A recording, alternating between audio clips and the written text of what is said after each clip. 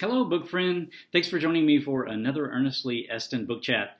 Today, let's spend a few minutes with The Big Bow Mystery by Israel Zangwill. I'm not sure you can see this title, this cover page that well for this electronic edition.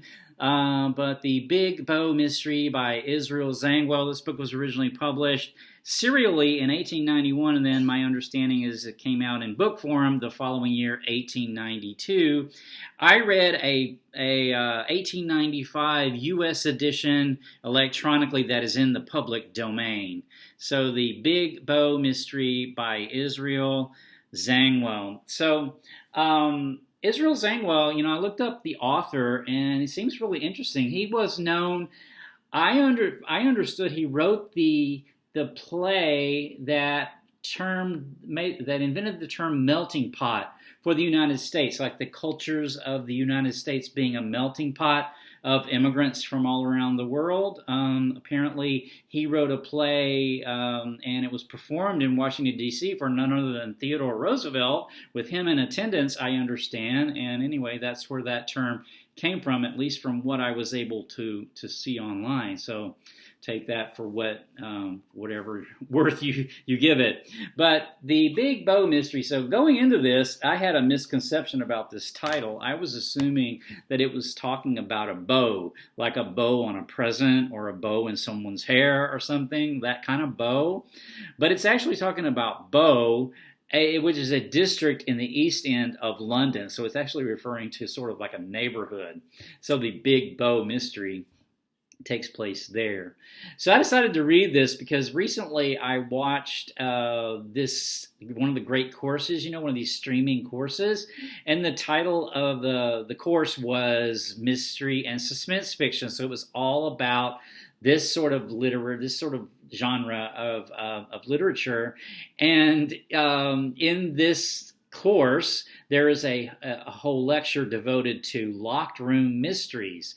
And The Big Bow Mystery is considered to be, by many, to be the first book-length locked room mystery. So if you're not familiar with what a locked room mystery is, it's basically a setting where a crime is committed in a room that is locked from the inside and sealed. So it appears that there is no way for the crime to happen. So that's the puzzle, right?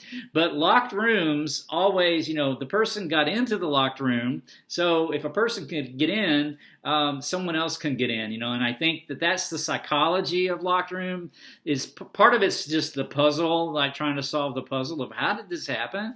But the other sort of psychology I think about a locked room mystery is the fact that we think we're safe in our locked rooms, right? But we're not necessarily, because these cases happen where some sort of crime is committed, many times a murder, as in the case of this book, and you're sort of left like, how did the murderer get in the room and out of the room whenever the room's locked from the inside and all the windows are locked, etc., from the inside?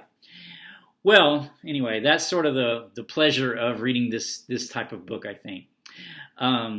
The book, I'm going to be really careful not to give anything away because, again, this is a mystery.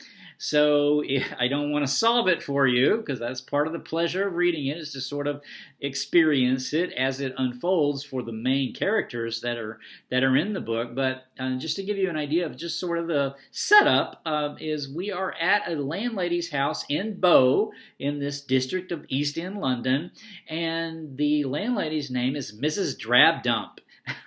And I'm going to talk a little bit more about some of these characters' names a little bit later, but Mrs. Drabdump wakes up in the morning.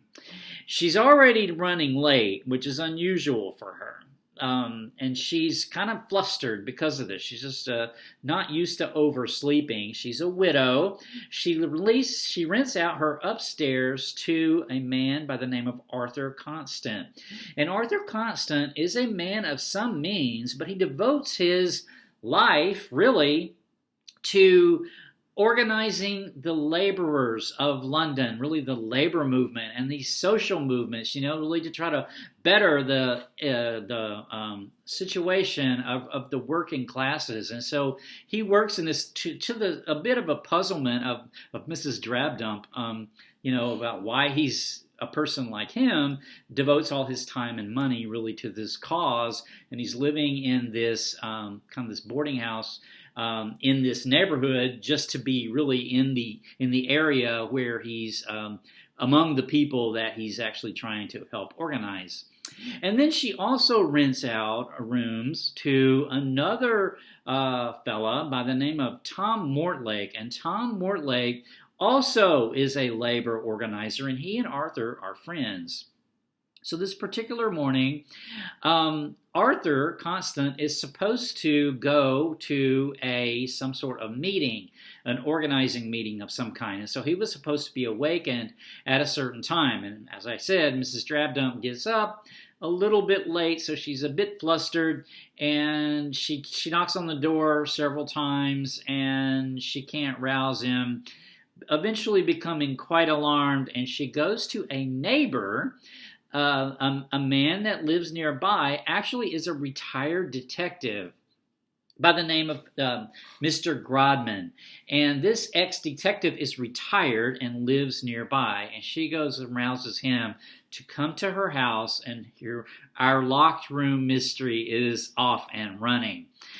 So, yeah, the story also has a couple of neighborhood sort of characters that I think are really, really funny. One is, his name is Denzel Cantercott, and the other one's named Peter Kroll. And these two characters are really funny. Peter Kroll is a cobbler, and Denzel Cantercott is basically a freeloader. He works the bare minimum that he can get by with. He actually lives there with Peter Kroll and his wife and I think there's 9 kids, so a bunch of kids, and he never pays his rent or pays for his meals and things like that, but he takes all of his meals with Mr. Kroll. So Mr. Kroll is always sort of running interference between Mrs. Kroll, who wants money, and his friend then, Mr. Cantercott. The thing about these two characters that is so kind of entertaining is that Mr. Cantercott, Denzel, is a poet. So he's always, about the beautiful, and Peter Kroll is all about the true. And so Peter Kroll spends a lot of his time and energy going through the Bible and finding all the contradictions, and anything that's not true in his words, that he doesn't consider true, he calls a fad. And I thought this was really funny because in the book, in the edition that I read from 1895, the word fad is capitalized. And I thought that was really kind of peculiar. So I looked up the history of the word fad with the meaning of, something temporary. And it started in use in the middle of the 19th century. So it had not really been in use with this definition for all that long when this book came out. So I thought maybe that's why it's capitalized in this edition. I'm not really sure, but anyway, it's really funny because he refers to the Bible's a fad and this and that's a fad, something that's not true. But he and Mr. Cantercott have this bickering kind of friendship. They're very good friends, but one always focusing on the beautiful and one always focusing on the true, and those really rarely sort of meet, especially not when you're concerning the truth is not always beautiful, right? I mean, there is that saying, truth is beauty and beauty is truth, and when you're talking about a murder and what's true in that sense, is that beautiful? I don't know. But anyway, that's kind of like it's sort of a comedy, like their conversations, especially their interactions with Mrs. Kroll, who's always standing guard trying to get, her some money out of Mr. Cantercott to no avail, because I don't think she ever really does. But then there's a detective that's brought on the scene by the name of Mr. Whim. Yes, another name that's sort of like odd and sort of like a Dickens character, right? And a lot of these characters seem to have these sort of Dickens-like names, and I think that's because of the social reform message that's in the works of Dickens a lot of times, and is also in this work as well, where there's topics around women in voting and other sorts of issues around working class rights and things like that.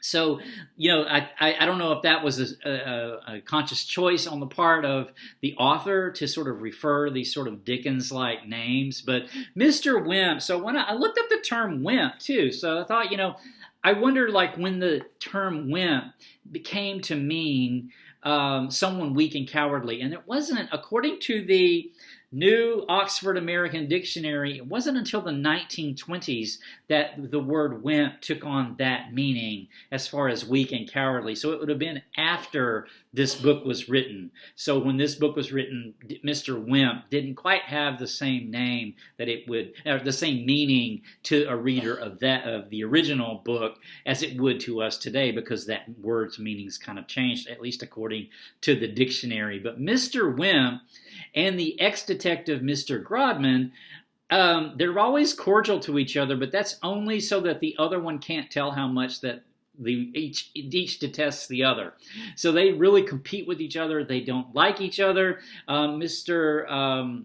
Wimp is sort of the successor to Mr. Grodman, and Mr. Grodman feels like, no one can really fill his shoes. And so they both sort of start trying to figure out the locked room mystery that we wind up with. We wind up going through really the whole sort of background, the last couple of months of the life of the victim, as well as these other people that are in the victim's orbit, some of whom I have not mentioned, but just sort of retracing the steps the last month or so, and sort of finding out more about these people, especially the victim, and then the suspects as well, right? So it was a fun sort of mystery to sort of delve into, and it has a couple of references that I always find fun. One is Mr. Gladstone, the Prime Minister, makes an appearance in one scene that it turns out all hell breaks loose in that scene. That's pretty fun, pretty cool scene. And then another kind of reference, like another book. I love it when books, other books are mentioned within works like this. And the victim had on his nightstand and was reading Madame Blavatsky's Theosophy book, which I actually also have on my to-read list. So I hope to get to that sometime this year.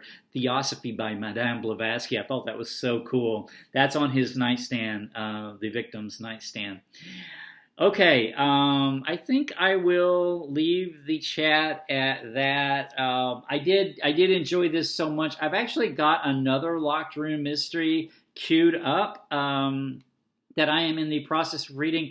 I do not think that I have, let me see if I have a cover for it. I don't know if I do. Oh yeah, I do. I am currently reading The Mystery of the Yellow Room by Gaston Leroux, and I'm almost finished with this, so this will be my next book chat, which is another locked room mystery. So until next time, stay tuned for that. Until next time, take care. Bye.